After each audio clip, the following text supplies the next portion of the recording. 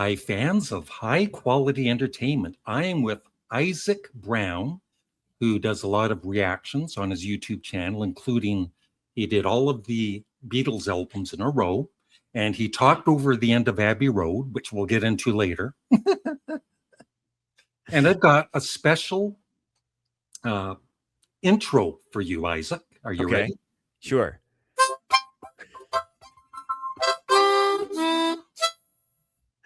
I bought this just for this. Okay, that's good, because no sane person should just have a harmonica on their desk. You're not a fan of the harmonica, and I don't blame you in a way. In context, there are some contexts where I think it's fine, but yeah, as a I don't know, it's just actually. I have a story about the harmonica. Sure, go ahead. So I did a lot of I'm a Christian, grew up in the church, and I did a lot of mission work overseas with my family. We were in Ukraine for a time, and one of the volunteers there decided to join the worship team as a harmonica player, and he was great. He did great, but it was just in the context of in a worship scenario, to hear harmonica cracked me up, and he was serious about it too. So that's my story with harmonica. So what I'm going to be doing here is I've got some questions from my viewers regarding your channel, and there's some negativity, of course, but you can respond to that. Sure. But the first one is positive, Isaac. Okay. This is from Nicholas Pearl, one of my subscribers.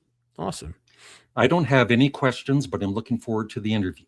I don't see why others are so skeptical of his background. Let's remember that time has passed, and not every young person is growing up listening to classic albums from start to finish.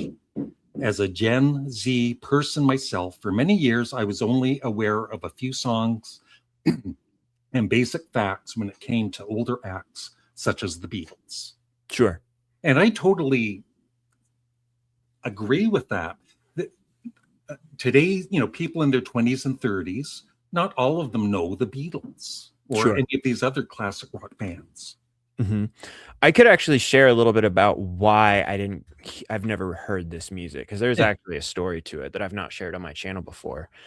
So my parents, as I said with the harmonica story, we grew up Christian. Like my parents got saved when they were teenagers, and when my dad got saved, he's a huge music fan. He's a drummer, grew up playing music in school, as an audio engineer, does live sound professionally, things like that. But when he was saved at 13 or 14 years old, he felt convicted in his heart to put away secular music. Now, that was his choice. No one told him to do that. That's just what he felt. And so he actually, it's kind of like a classic thing in Christian culture to burn the books or to burn the CDs. And so he literally did throw away all his secular music when he got saved, and I absolutely respect him for it. I really am proud to call him my father, because it takes a lot to put away a big part of your life like that for the sake of following what you feel like God is calling you to do.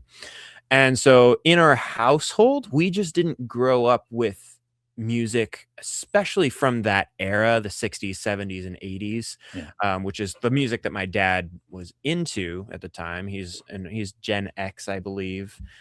He's in his early 50s, I think. And so, I think he's about 50 years old. So he put away that kind of music from his own life. Now, he never told us what to listen to. He never said, you guys are not allowed to listen to singing. Nothing like that. It's just, the music that your parents listen to is the music you grow up listening to. And so what we listened to was a lot of film scores, a lot of early Disney stuff like Alan Menken, and that, and a lot of faith-based music as well. And then as I grew up, I started listening to more music of my time, my generation, and things like that. And so my dad also never really liked music from the 60s. There's a lot of music that he enjoyed from the 70s and the 80s, but the 60s, he didn't like the sound. I think there's a lot of something happened with Gen X that so the boomers are Gen X's parents, essentially. Is that correct? And I don't know. the boomer generation loved the 50s and the 60s. Like that was their music. They grew up with it. And so a lot of kids of that generation will actually, I believe, actually rejected that era of music just to be different and to set themselves apart. So they embraced more of the late 70s and the 80s. And so that, I think that's what happened with my parents. And so I just didn't grow up with it. I didn't grow up with the music. I never really, it was never on my radar. I never listened to classic rock radio. The only influence of that era of music slightly I had was my uncle, who was really into late 70s and 80s. And we listened to that quite often. We'd go on road trips and stuff for his work. He'd bring me along and we'd listen to music and stuff, but it was never really like the 60s and the 70s and 50s, 60s, 70s. It's just not music that I grew up in. Now, I'm a music producer. I do produce music professionally. I've been doing that for 10 years. And a lot of people will say, like, you are a music producer, but you don't know this music. And to that, I say, you're right. I didn't. That is a huge fallacy on my part. That's a huge problem on my part. The entire point of the entire channel, this whole thing, is to discover that era of music, because I didn't do my due diligence as a music producer. I didn't listen to it growing up. So this is what I'm doing now. I would consider myself, I'm still young. I'm not an old person. I'm not the end of my career. I'm at the fairly beginning of my career. And so to all the naysayers who neigh about me listening to music, one, it is true. I've not listened to this era of music almost at all whatsoever. And two, I understand the critique. I'm trying. Yeah. But there are times, like when you listen to Abbey Road, there are songs that you've heard before. Like, of course, Here Comes the Sun. Like, absolutely. Because I mean, you can't watch a movie, you can't walk into a grocery store, you can't sit down at a cafe without that music playing. But you have to understand, when you go to a grocery store and you hear that song, you hear the song. You don't know who the artist is. You don't, if you're not familiar with, if you don't have the CD in front of you or the metadata in front of you on like Spotify or something, you don't know who's playing it. You don't recognize the artist or the band or the engineers behind it or anything like that. It's just a segment of a song. And second, you're not even focused on the music. I mean, yes, sometimes like Here Comes the Sun, like that melody has always struck me. Like I hear that every once in a while, and I've always thought, oh, that's a really cool melody. Didn't know it was the Beatles. So that's that. So when were you first aware of the Beatles? Aware of the Beatles? I mean, I've always been aware that the Beatles were the most influential band in history. I never knew why. I never thought to dive into them growing up. I was very much so in my own world. I was really focused on discovering music as it came out. I didn't really care all that much about what has been, and that's a thing.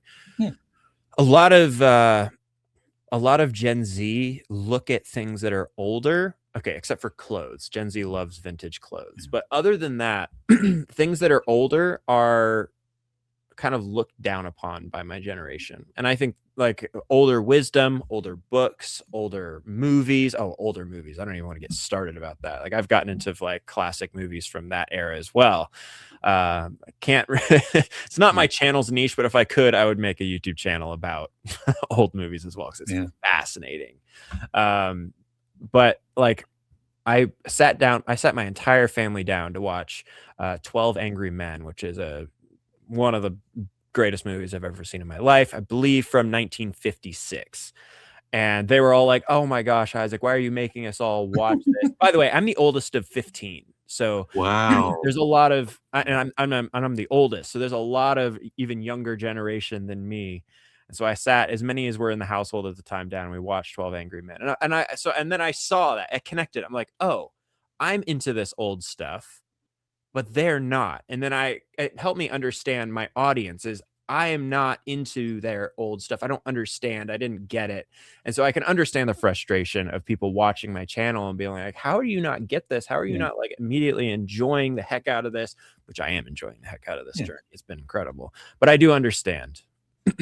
but there's such a gap from the Beatles in the 60s to today, right? Mhm. And when you really think about it, it's like me, I should know all the music from the 20s. You know what I mean? Yeah. Like it's that kind of gap, right? It's kind of. I would say that the 1910s, 20s, and 30s were not as influential Yeah. to the 50s, 60s, 70s as the 50s, 60s, 70s were as influential as it is today. So in a way, yes, but like the music that happened in this era, particularly the 60s rock pop movement, and then the rock and like that movement, like it's like I'm listening to this music and I like constantly my brain saying, "Oh, that's where this insert newer artist from the 90s, 80s, 2000s got that technique. That's where all this comes from." Because this at the fifth in the 60s, the studio became an instrument. And that wasn't the case for the 20s, 30s, and 40s, even 50s. They were just scraping by. Like, they had the absolute minimum bare like, the recording quality that they had in that era is nothing compared to the 60s and 70s. So the 60s and 70s were the studio experimentation era where they developed all these compression techniques, these phasers, these, like, distortion effects, all this stuff that I use this stuff every day, and it came from that era. So to be a music producer and to not have listened to that, I hold myself accountable 100% to that. Yeah. As a music producer, I should know the music that developed those effects, the way that those effects were created and developed at the time and how they were used, because that really does it's the same today. It's the same effects. Now we've added more, for better, for worse. We have a lot of like we've digitalized a lot, like all of those effects, and added more and more and more. And so that a lot of music today is over digitalized in a Yeah. way. And I personally like the sound of that. I understand growing up in the analog era where music is raw and real, and then listening to Gen Z music, and you're thinking, like, what in the world? This is like so beyond anything normal and human. And to that, I say, yes, I agree. But to us, we love the complexity of the production. A lot of music from the 50s and 60s and 70s relied on the song, like lyricism, the playing of the instruments, things like that. Those were the stars of the show. For Gen Z, like the millennial and Gen Z music, the 2010s through 2020s and all that, we love the production behind it, the like details, the ear candy, the effects and stuff like that. That interests us. Um, and what that's done is it's simplified lyrics. Track like music from the 50s, 60s, and 70s, you would have a drum kit, you'd have an electric guitar, some acoustic guitar, piano, vocals. That was probably about it. You were usually limited to And about hopefully our harmonica. and hopefully a harmonica if we're really lucky. Larry, if we are really lucky, we'll have harmonica. Yeah. And so you were limited to about 24 tracks of audio recording. With digital, that's like the bare minimum. Yeah. Like our music today, like when I'm producing songs, we'll have up to 100, 150 tracks of just absolute just production mayhem because that is the sound. And so we focus not on the complexity of the lyricism and the musicianship, but more of the complexity of the production. It's just putting your emphasis on a different thing. And so like our generation loves to hear that complexity of production. You have hundreds of tracks, and it's fairly complicated. To someone who grew up in the analog era, it's like, oh, it's just overcomplicated noise. And to us, it's not overcomplicated noise. It's pushing the limits of what's possible with the systems that we have. And the thing with our systems now, we are not limited like they were back then. So our pushing the limits, like the Beatles pushed the limits of the studio. That is the one thing that I'm like just absolutely floored by, is seeing, like, knowing how difficult it is to use that analog equipment. to do what they did is crazy. Yeah. For us to push the limits of our systems is like it's too, I'll agree, it's too much. Like we have too much. We don't really have much limitation. And so a lot of like the most complex music from my generation is it's over the top. It's kind of crazy. Yeah. I'll get to some questions here. Sure. This is from two people, TuneMan45 and Joel from Bethlehem. He's listed as a Gen Z producer. Ask him, who has he produced? Sure. So I produce the biggest project that I produce. I do production for hire. I am really particular about the artists that I take on to produce. And my YouTube channel has given me that opportunity to, because it does provide for the family. But I don't produce huge amounts of music. I take a few artists and I produce them. The key artist that I work for and work with, and I have been working with her for many years, is actually my sister, Anna. When she was 16 years old, she wrote a 35 song musical, like a stage musical in the style of Hamilton. Are you familiar with Hamilton, the stage musical? No. So I think it was 2018. So you're familiar with like musical style, like theatrical music. Yeah. It's like you kind of have like your band and there's like a specific genre. A gentleman named Lin-Manuel Miranda came, and he's a hip hop pop writer. And he wrote a musical called Hamilton, and it was the story of like our founding fathers, America, and how it was founded in a style of like hip hop pop production on stage. And it absolutely just like, it was the biggest thing in theater since ever. And she had heard this, and it was like it was a flip in the industry of the theater industry, because like people hadn't been doing electronic beats and hip hop in musical theater. Like that never happened before, not in a scale like this. And so my sister heard that when she was 16 years old. This was about 9 years ago, 8 years ago. And she had never written anything really before. She had been taking singing lessons. She had been learning a little bit of piano. She wrote a 30-song musical, and it was good. Yeah. And she got my parents invested into it. They got it produced. They did the recording in LA for it. And that got picked up by a Broadway production team. And then it was it ended up going on to be like an $8 million production in Dallas, Texas for 3 months. And like I had been producing music at that time when she wrote that, but I was not at a level to produce that. That was a long time ago. I've been producing professionally for about 5 years, producing music about 10 years, professionally about 5 years. So I saw that happen and I was like, oh my goodness, I love this process. I was doing video work at the time. And so I did a bunch of the video for the project. But I was really inspired by the music. And so I just started producing, and then we started working together. And we've produced, 4 or 5 other albums together, productions, stage musicals, things like that. And so that's kind of been we being a team, my sister and I have kind of been like my main work in music over the last 5-6 years.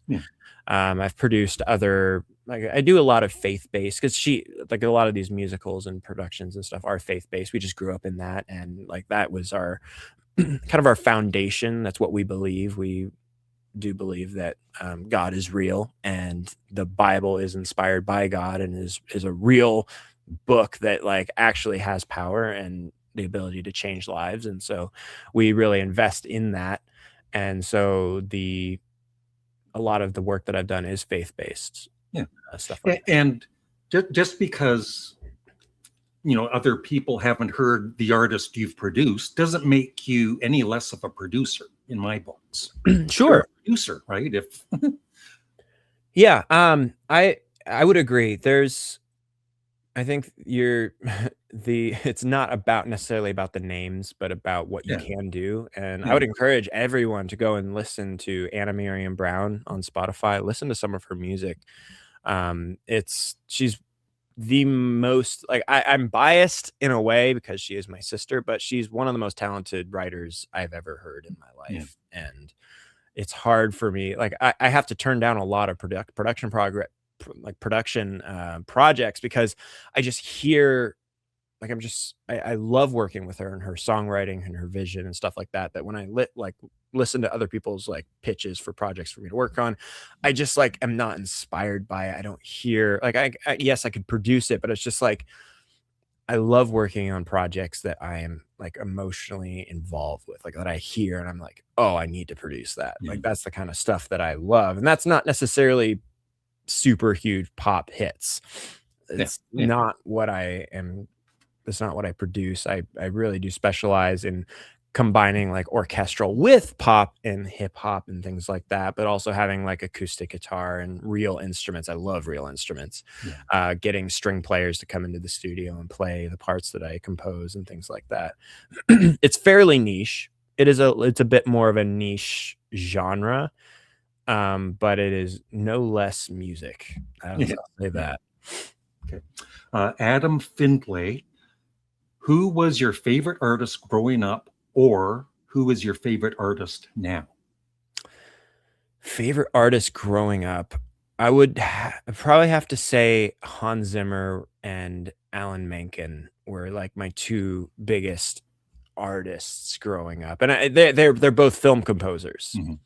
And what that did for me was most pop music has really simple harmony and rhythm. It's fairly straightforward. Film music doesn't follow the same rules as a pop song. And so what that means is that film score can change at a moment's notice depending on what's happening in the film. And I've brought a ton of that into my own music where like, and that's how Anna writes too, because we both grew up on the same music. We both grew up on Disney and Hans Zimmer films and things like that. And so our music represents that. But yeah, film music, like Aladdin, Prince of Egypt, those early Disney DreamWorks films that are also musicals. That was our most influential and probably my favorite artists growing up. Also, the Star Wars movies as well. Love the so for the reactions you've been doing, with Led Zeppelin, the Beatles, Bob Dylan, out of everything you've listened to on your channel, who would you say is your favorite of the artists?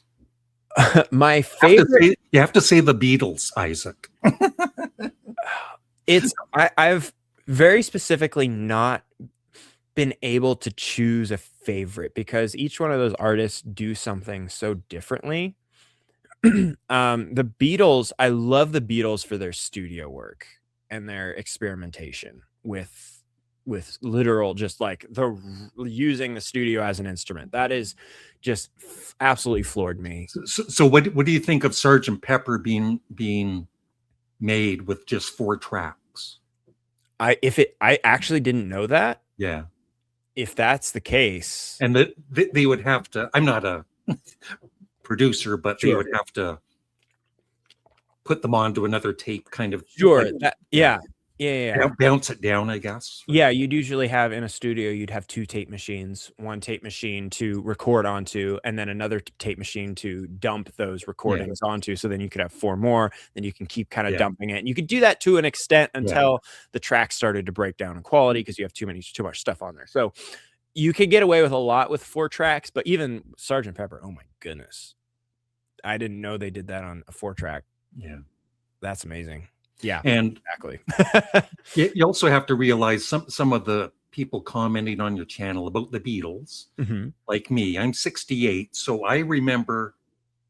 You're 68. I'm 68. Yeah, you look really good. The Beatles are like just part of my life, right? Sure. Because they're one of my first memories. I saw them live on the Ed Sullivan Show on TV. Wow. Became a fan. So, and every year, right from. Like She Loves You in 1963, 1964 to Sgt. Pepper in 1967. That's a pretty big growth in like 3 years. Right? Oh my goodness. The growth of the Beatles is crazy. Yeah. That's the other thing. They must have. And there were no drugs involved. At the beginning. The beginning. Yeah. Anyway, but no, oh my goodness. They were. at the I have to ask, like, I have to wonder, like, how much of that was, like, the studio developing versus their, like, ability to write, their lyricism, their compositions developing, It was everything. and then also their just pure like, I saw the progression, like, I think George Harrison had the biggest progression for me of, Mhm. like, his early guitar playing versus his final guitar playing. Yeah. See, like, and that's just a one small example. There's 4 members, 5 if you count their producer, 4 members that were just kind of like growing together, and eventually they grew so much that they kind of split apart. But like the rocket trajectory of their growth was not only in fame and just recognition, but also just their skills and the music they were doing is second to none. I can't. That's it was amazing to see. And I got to experience that all within the span of like 6 months for the first time. And I think that's kind of a unique thing that not many people get to do. And even if someone discovers the Beatles later in life, I don't think a lot of people would sit down and listen to every single album in order like that. And if you haven't done that before, Yeah. and you don't know the Beatles, I highly recommend it that way. It Yeah. blows your mind. It's absolutely crazy. And I think that's also why a lot of people enjoy that series and why that really was it was the most successful series on my channel so far by far. Is that it kind of like me listening to it from my perspective of someone growing up who I understand music, I know music theory, I know production, I know the stuff, but not knowing the Beatles and seeing them, it's almost like you can re-listen to the album through my perspective for the first time almost. And I think that's why a lot of people like it. I like the series. And I'm so glad that I was able to bring that kind of joy to people because a lot of people really enjoyed listening with me Yeah. through that. And it's funny how I remember watching the Abbey Road, you listening to Abbey Road, right? And it gets to the end, and that's, I was really, there's so much I want to say. Like, I was impressed that with Revolution 9 from the White Album, if you remember that track, I do. I've seen other reactions, right? There's Andy and Alex, another reaction channel. And by the middle of it, one of them is actually looking mad. It's like, he's angry, but you seem to at least kind of almost appreciate it, the craziness of that track. Yes. As I appreciate it from the perspective of a music producer. A lot of people who are maybe just casual music fans wouldn't really understand the art behind it. But I've been there where you and a buddy are just in the studio creating absolutely just the most whack audio you could possibly do and just the most experimental and weirdness that you can. And it's fun. It is probably Yeah. the most fun you can have in a studio when there's no criteria for what you have to make. And it could just be noise, it can be anything. And I understand the thought and the feeling behind making a track like that. Now, it doesn't make for good music, but it is a lot of fun. It's hard to dance to. It's hard to dance to. Maybe if it had some more harmonica, it could have gone somewhere. But But getting back to Abbey Road, Sure. at the end, I was excited to hear you listen to the end of Abbey Road and the end. Mhm. And of course, you talked over those famous last lines, and I'm like this, Isaac. I understand. And I knew you were going to get some pretty nasty comments, which I guess you I did. understand. But you don't know, right? Like, Yeah, that's the challenge with doing reaction content to songs that you've never heard is especially with a band like a Beatles, because like initially I thought the Beatles were known for being formulaic. I don't know why I thought that. I was so wrong. They're some of the most experimental, just nutty composers and writers that I've ever seen. And their music does not follow the norm of like even like the chords they use. Like I always thought they were the 4-chord band, and I thought they popularized 4-chord songs. No, they are not 4-chord bands. I've never seen them play less than 5 or 6 different like unique chords in there. So anyway, but like I just don't know when things are gonna happen that I need to be paying attention to. And a lot of people say, Isaac, why don't you just listen to the music and shut up? And to that I say, if you want to listen to the song, go listen to the song. Legally, I can't just let the audio play without Yeah, commentary. there are copyright issues. I've dealt Yeah. with it myself. Yeah. Yeah, you have to bring something to the table, and that can either be one, pausing the song and talking about the song and then unpausing it, which I've been trying to do. Um, ADHD has been a factor in my life for a while, and so something pops in my head, I just say it, Larry. It can be hard to, like, think of hitting the pause button to say something. But I've been trying. I've been working on that. But again, like, what you don't know what you don't know, and so it can be hard to, like, catch those moments and give people the the the thing. I don't know what people want to hear versus what they want to hear from me to speak. So and can't please everybody, but I do understand that moment, that lyric. What was that? What was that lyric again? I remember. The love you take is equal to the love you make. Yeah, I it's a profound lyric. Yeah. And but that's the Beatles have a ton of those. Yeah. They really do have some incredible lyricism. Okay. And Another question. Yeah, go ahead. They're not all Beatles questions, but this is another one by Ott, not 1976. If you could pick one Beatle whose personality do you feel most drawn to? Definitely Ringo. Ringo. My one, I am a drummer. That was the first instrument I learned. My dad's a drummer, so I really do connect with the rhythmically inclined. But one thing I've seen Ringo do is take the funny songs. The songs that he sings are always Lighthearted. really lighthearted, really fun, and also just kind of interestingly goofy. And my name is Isaac, and a lot of people don't know, but the name means the one who laughs. Have I've gotten in trouble in many occasions for laughing at the wrong moments on this channel, Yeah. in life in general. You've always used kind of comedy and laughter, not just as like somewhat as like a coping mechanism, I find, but I also just find a lot of things funny that most people don't. And just to see Ringo take those songs that are like some of those songs he's singing, like there are songs that aren't even they're just so out there and wild that it's just so entertaining to listen to me personally. And I really appreciate him for taking those songs and actually performing them. Yeah. Some of them, I don't know, some of them are on the interesting side in some of his like solo career stuff, but like I don't know, it's great. It's really great. I love Ringo. Adam Bauer 2677. As a huge Neil Young fan, I would like to know, what is it about Neil Young's voice that you don't care for? Oh boy. All right, let's unbox this pack of fireworks. Neil Young's, there's a couple things. One, he doesn't have good vocal technique at all. And I'm not a vocal expert. I've worked with some of the best vocalists in the world.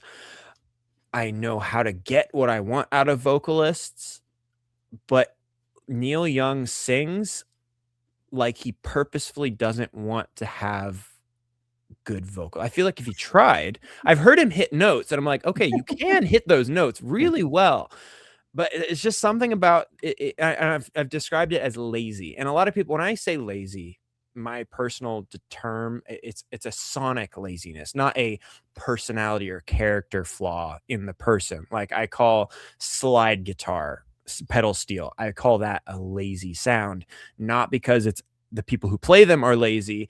It's just the characteristic of the sound. And I don't personally like things that sound lazy in character, in like the characteristic of a sound. I don't like things that sound lazy. That can include voice, that can include, I even consider harmonica often to sound kind of lazy. And I encode like pedal steel. I've never enjoyed those instruments, and I don't enjoy people who sing with those types of inflection and the way that he sings. And that's just my personal opinion. Now, I want to preface that all with saying that is my personal opinion. And I actually do understand people who like Neil Young's voice, because what Neil Young does is creates a song and a way of singing that anyone can sound just as good as Neil Young singing. And so like he's fun to sing along with. He's easy to listen to. It doesn't take a huge investment. Like listening to a Queen song, listening to Freddie Mercury sing is a mental investment. When you turn on Bohemian Rhapsody or any of his other tracks, it's like, all right, we are here for a ride. I need to lock my brain in on this because we are about to get our rear ends handed to us on about the greatest vocalist of all time.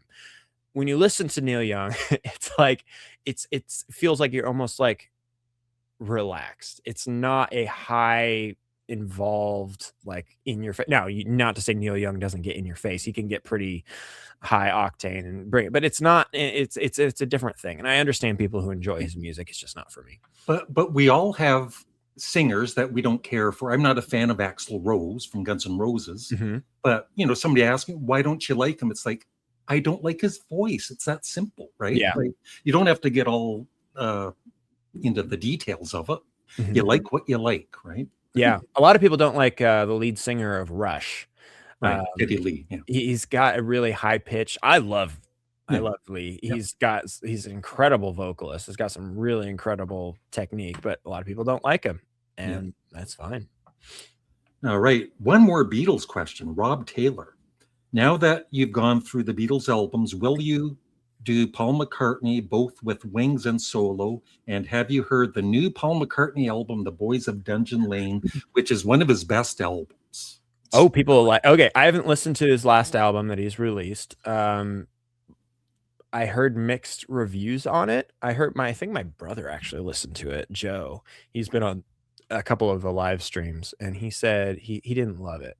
But excuse me. As far as listening to McCartney and the other Beatles solo albums and stuff like that, absolutely. Yeah, I'm definitely going to tackle some of that. I do love, like, while Ringo is my favorite Beatle, I think McCartney is definitely my favorite writer and singer. Yeah, I think he has actually an incredible voice, and that only got better with time. Yeah. And so I'm really looking forward to listening to the rest of. I highly recommend his second album, Ram. I actually have that on vinyl. Yeah, because the production and everything, it's almost like Phil Spector from the 60s. Yes. Phil Spector-ish and everything. So I'm looking forward to that. Another Beatles question. G. Willie 9511. Since you talked over the end, I think we brought that up already. The most important lyric on Abbey Road. Are you going to revisit it so you and other listeners can hear it? Yeah. I haven't announced this to the group chat yet, which the group chat is like my core membership group. But I want to re-listen to at least some of the albums, some of the key albums from their discography again, but as like on like live with the group, just to do it again, because there's so much. It's so much, honestly. It's like especially after you get to like Revolver and then past that, it's just like drinking out of a fire hose with just the experimentation and stuff that they do. So I think it'd be really fun to revisit a lot of those with the group chat. And then yes, I will definitely be listening to more like just on my own, because there's a lot there that I really feel like I could learn from just like a closer, more like just absorbent listening experience. So yes. Yeah. And I know some of my viewers were asking too about, are you going to check out some of the Beatles videos or the documentary on yes. like Get Back? Or I also would love to do that with the group chat or do a live stream. The thing with video on YouTube is video is a lot more difficult to do from a copyright perspective, especially if there was a video that was on TV from between the beginning of TV to literally, if it's ever been on TV, copyright is really heavy with that. And so like, especially like concerts, live stuff like that, and then like documentaries that were played on TV, that stuff is all heavily copyrighted. So it can be really hard to play that kind of stuff on YouTube. But I will personally, I've already watched some, like I recently watched the Abbey Road documentary on Disney Plus, and to like see like a lot of the original microphones and the drum setups and like the gear that they used. It was really cool. Really enjoyed looking into that. But yes, we'll definitely be checking out more video content about the Beatles. And any upcoming bands that you're checking out for the first time, or artists? Uh, what's the question? What are there any upcoming artists that you're going to be listening to for kind of the first time? Oh yes, lots. And Yeah. I don't want to get into all of that because I can't. One, I don't want to like a lot of like my channel evolves with like surprise. Like I'll Yeah. release a video and that's like people weren't expecting that. But I do have a big list, Yeah. and the group chat, my close membership put that together. We've been working on that together, putting that together, and so I have a big list. There's a lot coming. There's a lot coming. It's exciting. It's really exciting. I saw your, I think it was just a recent video there, and you were listening to Kate Bush, Wuthering Heights. You couldn't even finish it. But she is. I think if you listen to more, you would be really impressed with her. I think it's the Rush thing. It's Yeah. the lead singer of Rush, Lee. It's that same like Yeah. the absolute. Like, it's not just the high register. Like a lot of people sing higher in their register, but it's also the tone, because there's like 2 or 3 different things that contribute to the tone of a voice, and like tuning all of that up as high and as nasally and as you possibly can. It's a thing.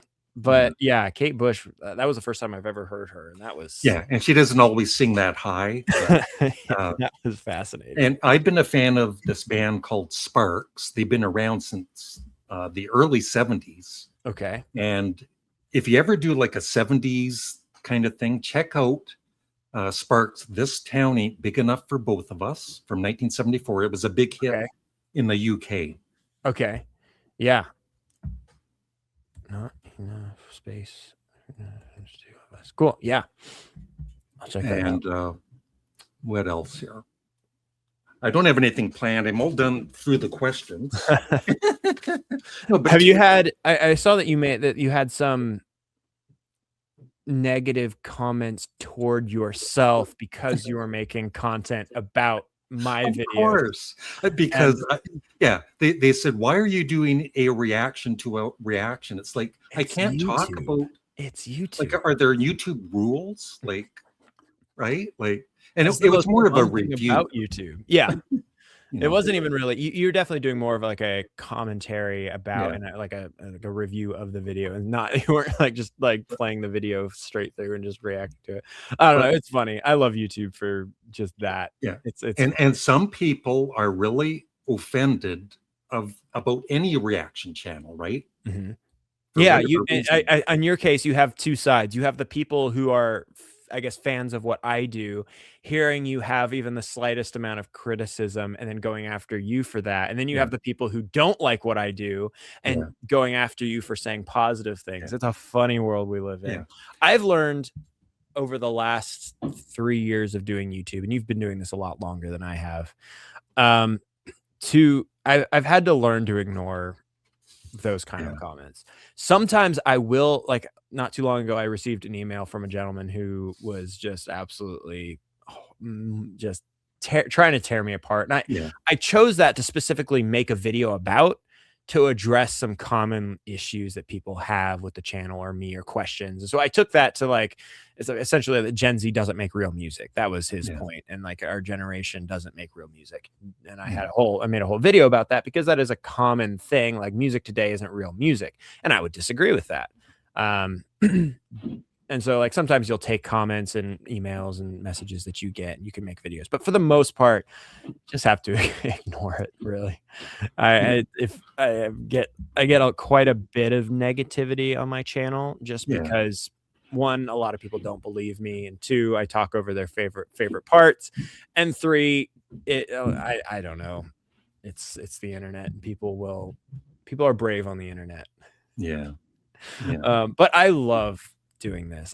This channel is more for my own education, and I just thought, well, why don't I bring some people along, see if anyone wants to hang out? And apparently quite a few people did, and that really did change my life personally, because like then a lot of sponsors wanted to be involved with the channel, and it's really changed a lot for me. And it's also not only for like just my financial life, but also just my knowledge. Yeah. My parents call me the walking encyclopedia of the 60s and 70s now, because I've just spent the last year or two listening to pretty much only music from that era. And every time like a song pops up, I'm like, oh yeah, there's that song with that guy playing. That's really cool. And they're like, oh. And you recently did a reaction to Bob Dylan, and you were Mhm. pretty impressed with him. I didn't expect to. So it comes back to that lazy thing. Bob Dylan doesn't come off as a lazy vocalist. I can't exactly explain why, but it's kind of like the same as hip hop almost. Like it's rap, kind of. It's like it's spoken word over music, which is very different than what Neil Young does, which is like half singing. But what I was mostly impressed with was his lyricism and his storytelling and the way he unpacks a topic or a combination of topics in his music. And I think it was actually because of his singing or speaking and the lack of production. There's very little production in his music. It's usually just a guitar and his voice or some very stripped down stuff. That let me actually listen to the lyrics for probably the first time, really only soaking up the lyrics. And so it did actually have quite a profound effect on me. Yeah. And I'm very thankful for that. I'm a Bob Dylan fan. Yeah, cool. So tell us a bit more about your YouTube channel, and you also have Patreon, right? I don't have Patreon. You don't have Patreon? Oh, I have a membership program through YouTube. Yeah. Tell us all about that. Well, I wanted to. Live streams can be really chaotic, and if I opened up and I wanted to do live streaming, but I didn't want to just open it up to all 200,000 subscribers to just like, because if I want to do like, hey, recommend a song and we'll listen to that song, if there's like, I don't know, that many people, thousands of people all throwing songs in at the same time, only a few people are going to get their song picked. So I set up a paywall to do live streams with a specific group of people. And if you want to join that, you can. It's called the group chat. It's like $4.99 a month or something like that. And we have a handful of people who we do live streams with. They're in the comment section. I call them the group chat, and they recommend songs. We listen to those songs and talk back and forth with the group chat. And that has been so much fun. That's gotten a lot of deep dives into artists that I probably wouldn't tackle on the main channel, but that we get to like tackle, and especially going through like year by year. We've been going like starting in 1965, we're at 1975 now. So it's been like, we've gone through like 10 years, and we just listen to music from that year, and they either recommend their favorite or we go through like the Billboard top charts. We just have a lot of fun like with the group chat doing live streams, and that's like the paid membership thing. But as far as like my channel goes, I just want to listen to all the music that was influential, the music that established what studio techniques are used through the last 60 years from now. And I've been really enjoying the journey, and I've been learning a ton. And it's almost 11. I got to get going here soon, Larry, but I'm done. I really appreciate you doing this. You're welcome. This journey that I've been going through on the channel and on my own and with the group chat and all that has definitely changed my perspective on music from that era. Yeah. And I'll have a link for your channel and also your Spotify. Just send me anything you want. Sure. Yeah, I actually have a website. I got sponsored by Squarespace, and I'm like, oh wait, I can put all like my favorite music that I've produced on that website. Yeah. And so you can link that there if people want to actually listen to what. Yeah, just send me all the links and I'll pin it in the comment section. Yeah. I will. Larry, it was a pleasure to meet you. I've been enjoying your videos, not just about me, but just in general. And I really thankful for you wanting to do this and kind of open up your audience and my audience to a couple questions. I'm sure I'll link this when you post this video. I'll link it to my folks. Okay, thank you. On YouTube chat, and we can send some people over your way, because I think there's a lot of questions and thoughts that a lot of my audience share, but I haven't really had the chance to like make a video addressing a lot of these. So I'm really thankful for that. You could even do your own video, kind of explaining yourself a bit more. Besides what you think that would be helpful? Yeah, I think so, right? I mean, you're still going to be bashed, right? It doesn't matter. YouTube, right? It doesn't matter what. Bring it on. I'll just So I'll yeah. just take up harmonica. And I'd then like they'll all respect me yeah, for it. I'd like to end it on this note. Thank you. Oh So my thanks goodness. very much, Isaac. You're the best, Larry. Okay. I appreciate it. Okay. All right. You have a great day. You too. Bye-bye. Bye.